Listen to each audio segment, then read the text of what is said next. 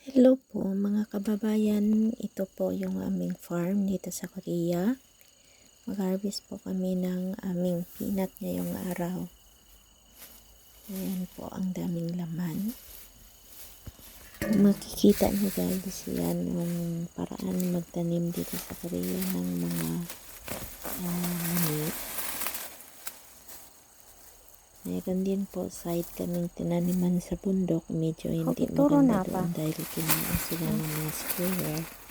Ito mas maganda yung tubo niya, maraming laman. Ito po yung sa farm namin doon sa taas ng bundok.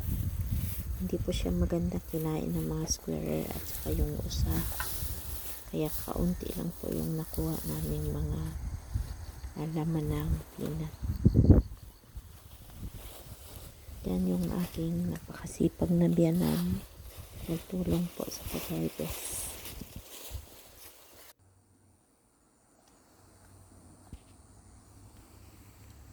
Mataas po siya guys, dito sa taas ng bundok.